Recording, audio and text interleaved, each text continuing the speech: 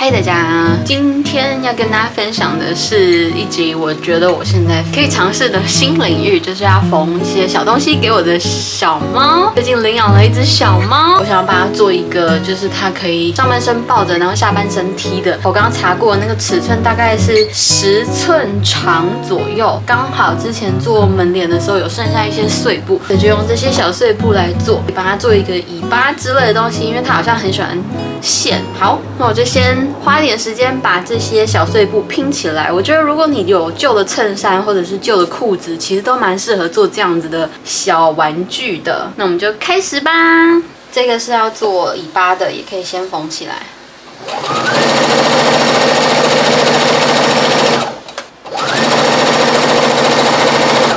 我之前有做一个袜子娃娃，可是他好像就没有很喜欢袜子，不知道是因为他不喜欢袜子，还是他不喜欢那个形状、长度，还是什么的。但我看市面上的卖的那个 kicking toy， 全部都是这个形状，想说还是做做看。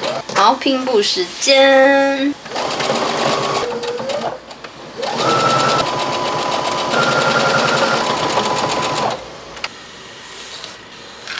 这边用一个安全别针或者是 loop turner 把尾巴反翻过来到正面。我一口气做了2个，所以剪裁成2半。其中一侧呢，就把布料塞进去一点点，然后缝一个平针就可以收边了。大概0.5公分到1公分弄平就好了。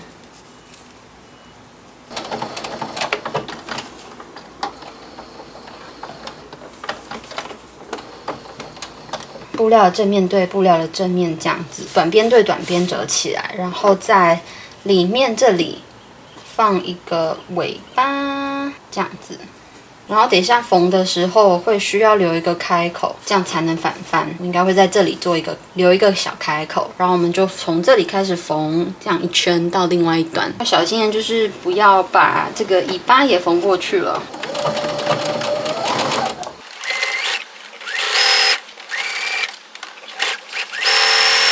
我留了大概5公分的距离，然后我们现在就可以反翻。反翻之后，它就是会有一个小开口的一个小口袋嘛，你就可以开始塞你要塞的东西了。应该把角角的多余的布料剪掉的。好了，把角落的布料搓出来了，这样等一下就把这边的那个棉花塞进去，然后用手缝的方式把它收围起来，就做好了。另外一个做法，我先把短边往内翻折2次，收边了。本来想法是就是不要加任何的扣子，可是因为太细了，所以我决定在这边加一个扣子。反正这边到最后这样打开，像一个小口袋一样，可以塞一个。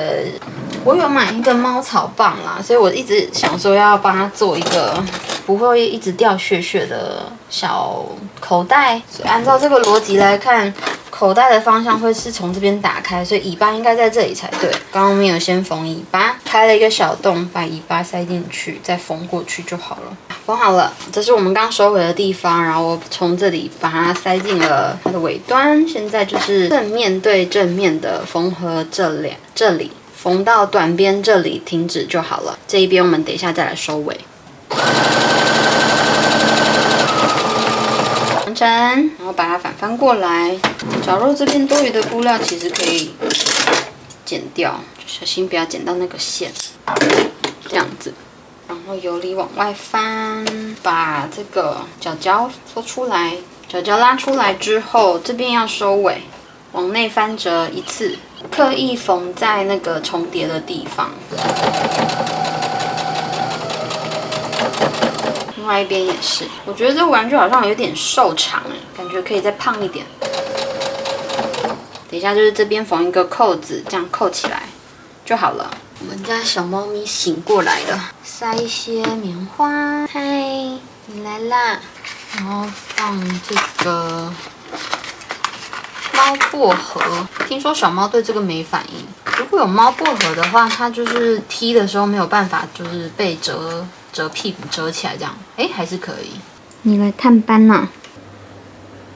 你要在这里等我做完是不是？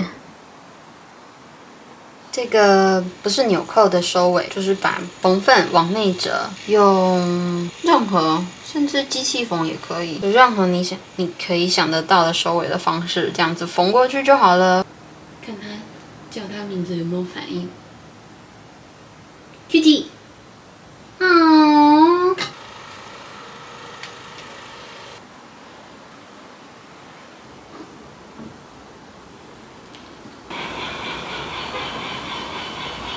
是海鸥。是海鸥。好了，完成。Kitty， 就给你。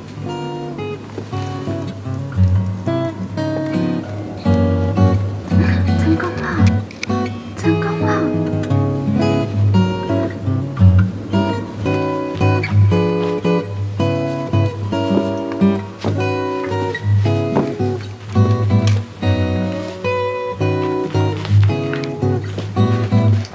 看起来使用的状况，感觉可以再做胖一点，所以宽度我觉得可以考虑做更粗，跟手腕差不多，可以做到10公分、15公分。我觉得猫咪应该都会好抱一点。之后想要跟大家录一集好好介绍 QT 的影片，就关注一下 vlog 咯。那么今天这集就到这里咯，谢谢大家收看，我们下次见，拜拜。